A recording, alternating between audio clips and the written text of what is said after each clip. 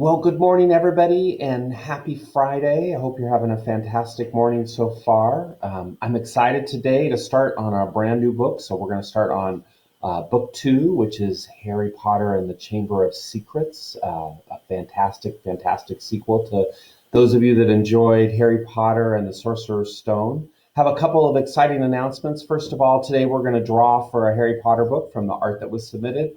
And second announcement is at 10 o'clock today, we have a special guest reader, former Loma Vista principal and current student services director for the school district.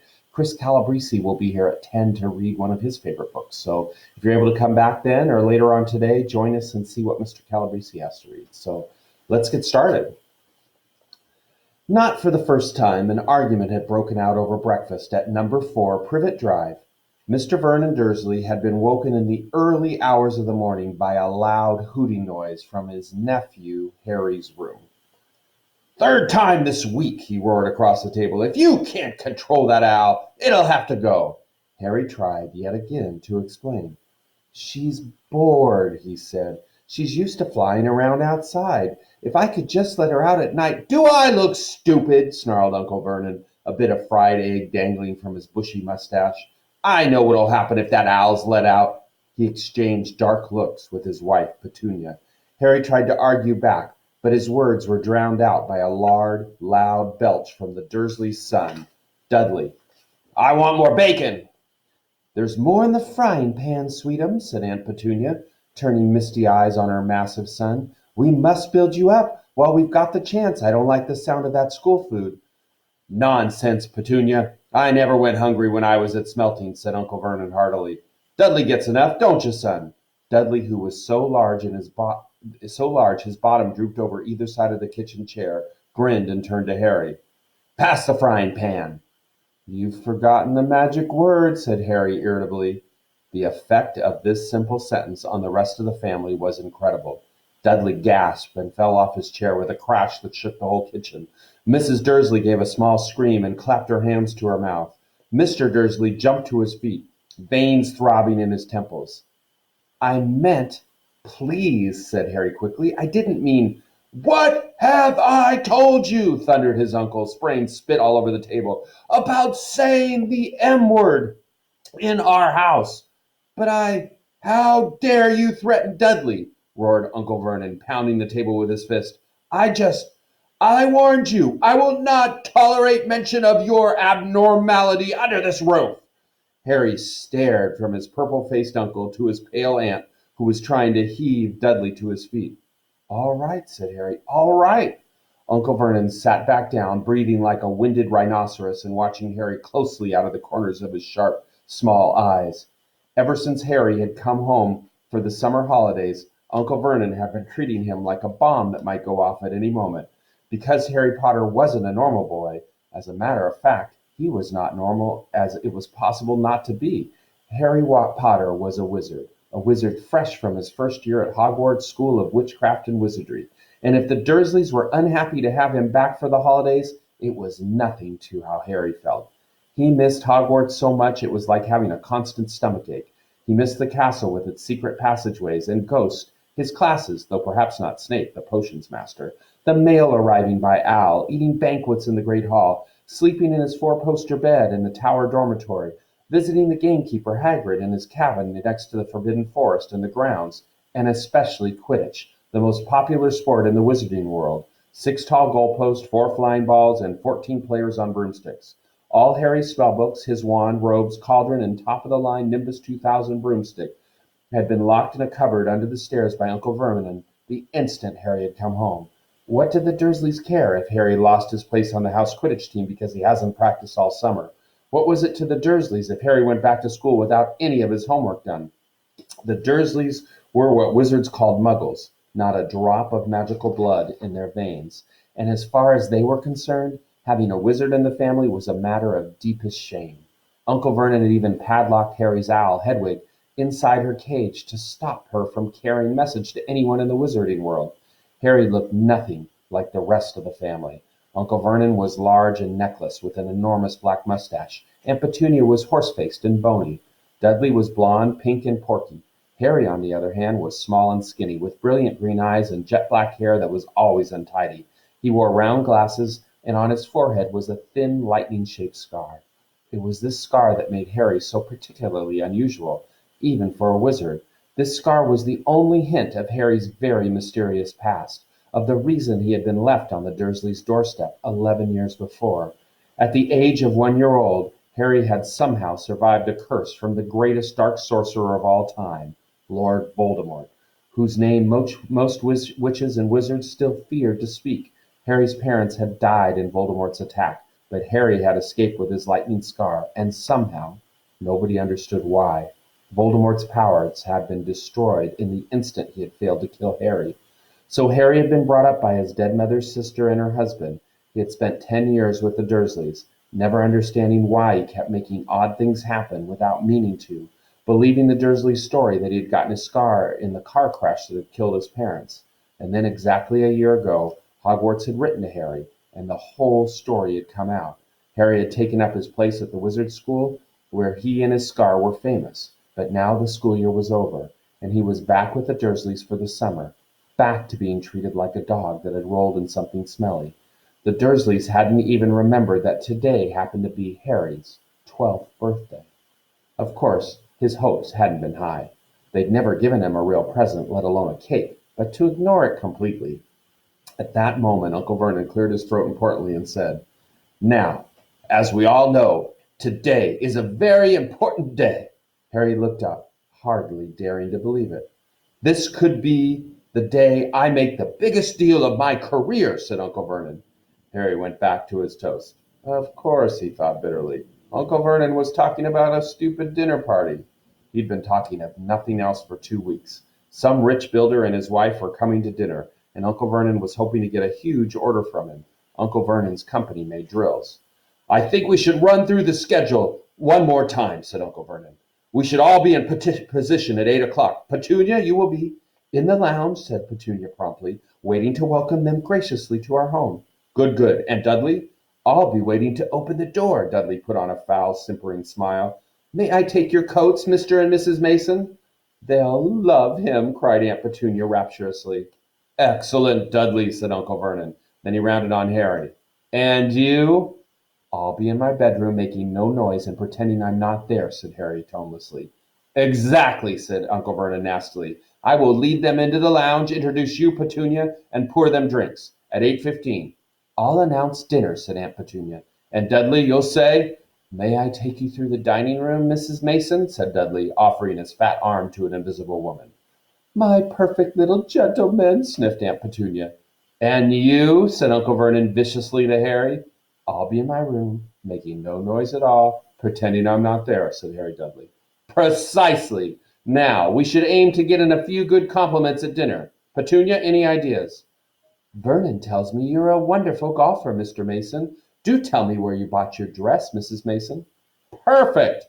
Dudley, how about—" "We had to write an essay about our hero at school, Mr. Mason, and I wrote about you." This was too much for both Aunt Petunia and Harry. Aunt Petunia burst into tears and hugged her son, while Harry ducked under the table so they wouldn't see him laughing. "And you, boy?" Harry fought to keep his face straight as he emerged. "I'll be in my room, making no noise, and pretending I'm not there," he said. "Too right you will," said Uncle Vernon forcefully. "The Masons don't know anything about you, and it's going to stay that way. When dinner's over, you take Mrs. Mason back to the lounge for coffee. Petunia and I'll bring the subject around to drills. With any luck, we'll have the deal signed before the news at 10. We'll be shopping for a vacation home in Majorca this time tomorrow." Harry couldn't feel too excited about this. He didn't think the Dursleys would like him any better in Majorca than they did on Privet Drive. "Right. I'm off into town to pick up the dinner jackets for Dudley and me." "And you," he snarled at Harry, "you stay out of your aunt's way while she's cleaning." Harry left through the back door. It was a brilliant, sunny day. He crossed the lawn, slumped down on the garden bench, and sang under his breath, "Happy birthday to me, happy birthday to me." No cards, no presents, and he'd be spending the evening pretending not to exist. He gazed miserably into the hedge. He had never felt so lonely. More than anything else at Hogwarts, more even than playing Quidditch, Harry missed his best friends, Ron Weasley and Hermione Granger. They, however, didn't seem to be missing him at all.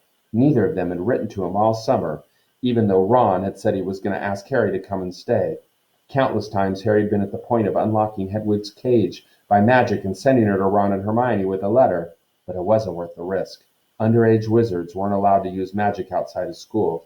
Harry hadn't told the Dursleys this. He knew it was only their terror that he might turn them all into dung beetles that stopped them from locking him in the cupboard under the stairs with his wand and broomstick.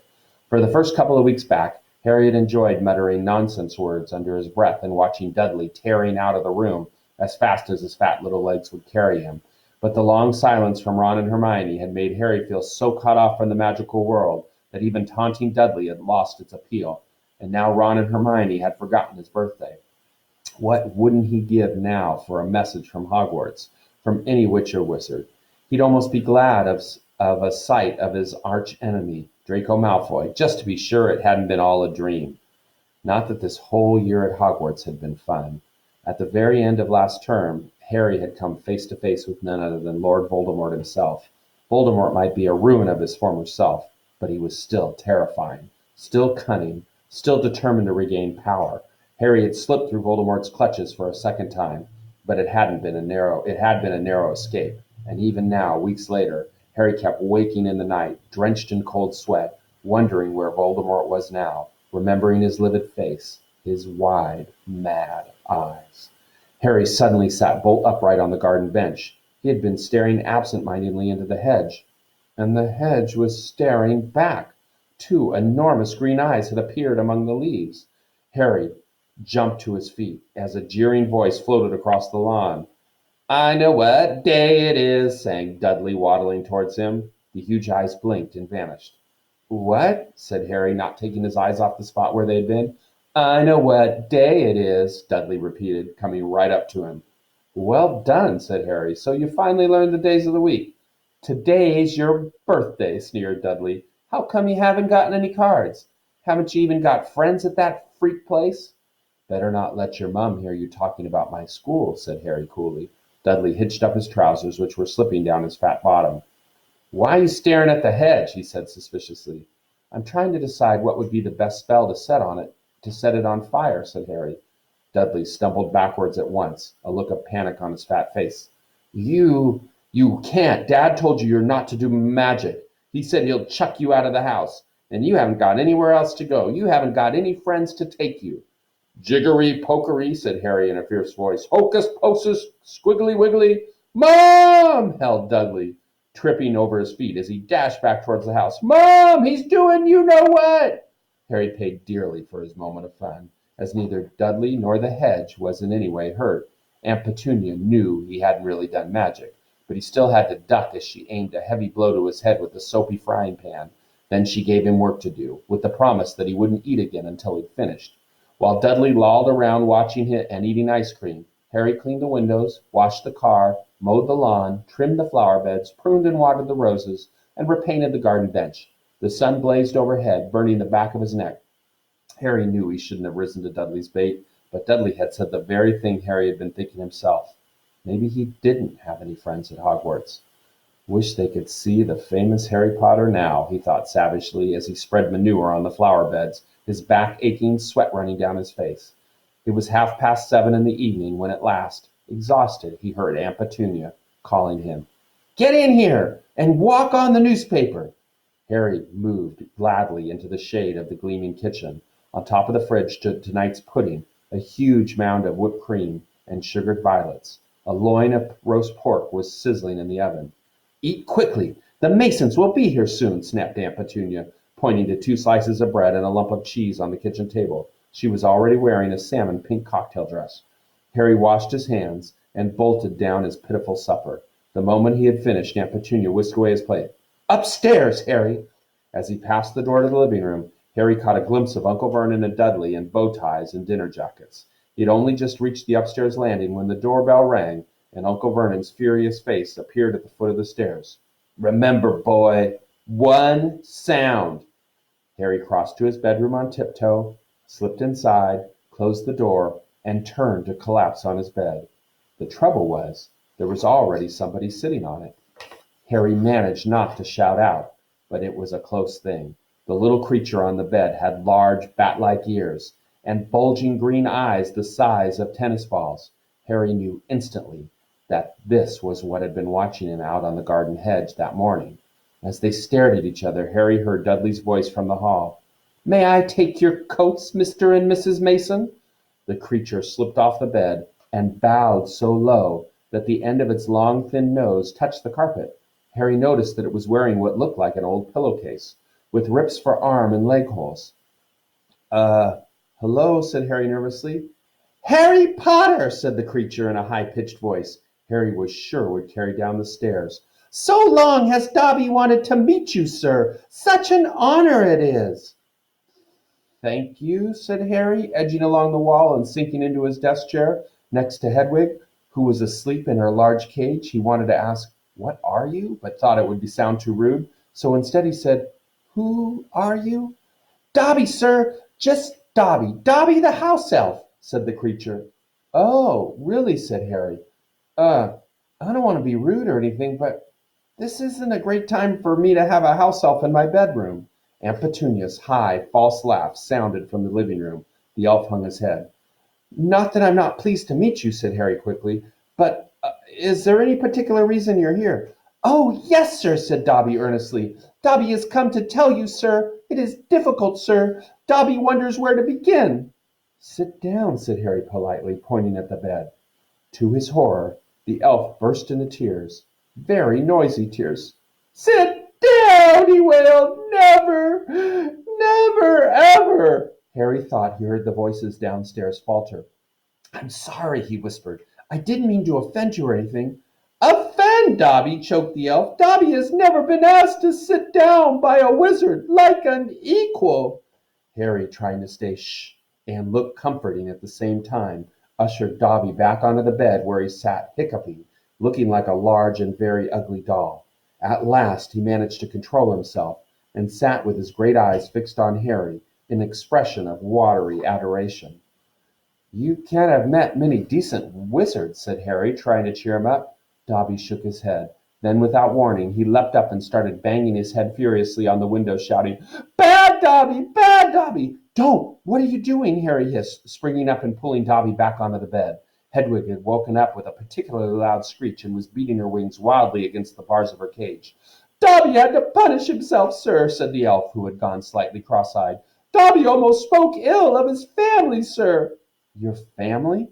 "The wizard family Dobby serves, sir. Dobby is a house elf, bound to serve one house and one family forever." "Do they know you're here?" said Harry curiously. Dobby shuddered. "Oh, no, sir, no. Dobby will have to punish himself most grievously for coming to see you, sir. Dobby will have to shut his ears in the oven door for this, if they ever knew, sir." "But won't they notice if you shut your ears in the oven door?" "Dobby doubts it, sir. Dobby is always having to punish himself for something, sir. They lets Dobby get on with it, sir. Sometimes they reminds me to do extra punishments." "But why don't you leave? Escape?" "A house elf must be set free, sir, and the family will never set Dobby free. Dobby will serve the family until he dies, sir." Harry stared. "And I thought I had it bad staying here for another 4 weeks," he said. "This makes the Dursleys sound almost human. Can't anyone help you? Can't I?" Almost at once, Harry wished he hadn't spoken. Dobby dissolved again into wails of gratitude. "Please," Harry whispered frantically, "please be quiet. If the Dursleys hear anything, if they know you're here—" "Harry Potter asked if he can help Dobby. Dobby has heard of your greatness, sir, but of your goodness Dobby never knew." Harry, who was feeling distinctively hot in the face, said, "Whatever you've heard about my greatness is a load of rubbish. I'm not even top of my year at Hogwarts. That's Hermione. She—" But he stopped quickly because thinking about Hermione was painful. "Harry Potter is humble and modest," said Dobby reverently, his orb-like eyes aglow. "Harry Potter speaks not of his triumph over he who must not be named." "Voldemort?" said Harry. Dobby clapped his hands over his bat ears and moaned, "Ah, speak not the name, sir, speak not the name." "Sorry," said Harry quickly. "I know lots of people don't like it. My friend Ron—" He stopped again. Thinking about Ron was painful too.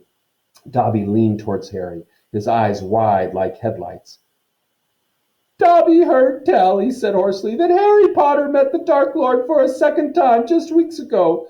That Harry Potter escaped yet again. Harry nodded, and Dobby's eyes suddenly shone with tears. Oh, sir, he gasped, dabbing his face with a corner of the grubby pillowcase he was wearing. Harry Potter is valiant and bold. He has braved so many dangers already. But Dobby has come to protect Harry, to warn him, even if he does have to shut his ears in the oven door later. Harry Potter must not go back to Hogwarts. There was a silence broken only by the chink of knives and forks from downstairs and the distant rumble of Uncle Vernon's voice. What? Said Harry, stammering. But I've got to go back. Term starts on September 1st. It's all that's keeping me going. You don't know what it's like here. I don't belong here. I belong in your world. Not here, at Hogwarts.